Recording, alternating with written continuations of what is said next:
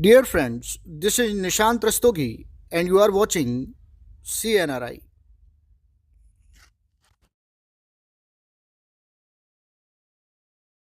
आइए अब इस क्वेश्चन को सॉल्व करते हैं। क्वेश्चन कह रहा है कि H2SO4 का अणुभार तथा तुल्यांकी भार आपको लिखना है। अब ये अणुभार और तुल्यांकी भार क्या होता है ये तुमको पता ही है क्या, कि अणुभार जो होता है ये सभी परमाणु भारों का सभी परमाणुओं के परमाणु भार का योग होता है।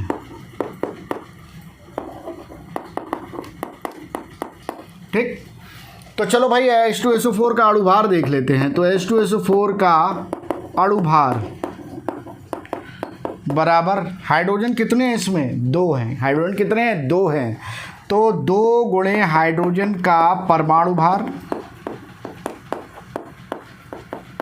प्लस सल्फर कितना है, 1 है, तो सल्फर का परमाणु भार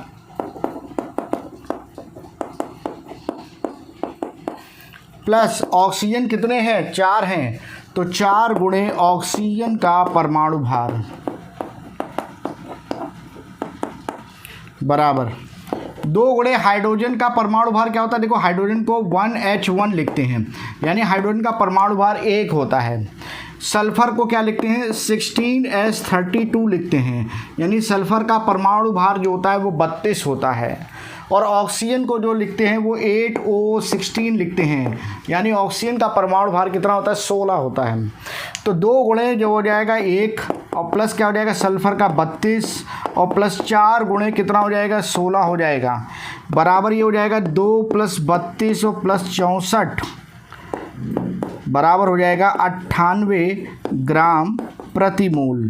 अगर हम इसको ग्राम में लिखेंगे तो हमें ग्राम प्रति मोल लिखना पड़ेगा, क्योंकि 1 मोल का भार जो होता है वो उसके अणुभार के बराबर होता है। तो कुल मिला के हमें H2SO4 का अणुभार यहाँ पर पता चल गया 98 ग्राम प्रति मोल होता है। क्वेश्चन कह रहा है कि भाई तुल्यांकी भार बताइए। तो देखिए तुल्यांकी भार अगर आपको किसी का भी पता करना है तो उसमें एक फैक्टर का यूज करते हैं जिसको हम कहते हैं एन फैक्टर, या हम इसको वैलेंसी फैक्टर भी कहते हैं। अब ये एन फैक्टर क्या होता है, तो हर एक के लिए हर एक तत्व के मतलब हर एक यौगिक के नेचर के हिसाब से वो अलग अलग होता है। यहाँ पर हमें क्या यौगिक दिया है, तो हमें अम्ल दिया है। क्या दिया है, अम्ल दिया है। क्या नाम है इसका, सल्फ्यूरिक अम्ल। क्या नाम है इसका, सल्फ्यूरिक अम्ल नाम है। तो सल्फ्यूरिक अम्ल है, अम्ल है तो क्या करेगा, H+ आयन देगा। कितने H+ आयन देगा, तो H2SO4 को अगर आप जल में घोलते हैं तो आपको 2 H+ आयन मिलते हैं। कोई भी अम्ल जितने H+ आयन देता है उतना ही उसका एन फैक्टर होता है। इसने 2 आपको H+ आयन दिए तो एन फैक्टर इसका क्या हो गया, 2 हो गया। तो अब तुल्यांकी भार का सूत्र क्या है, तो तुल्यांकी भार बराबर होता है, तुल्यांकी भार बराबर होता है अणुभार बटे एन फैक्टर। अणुभार कितना है, 98 है, एन फैक्टर कितना है, 2 है। आंसर कितना आएगा, 49। क्या आएगा, ग्राम प्रति तुल्यांक, क्योंकि आपने तुल्यांकी भार यहाँ पर निकाला है।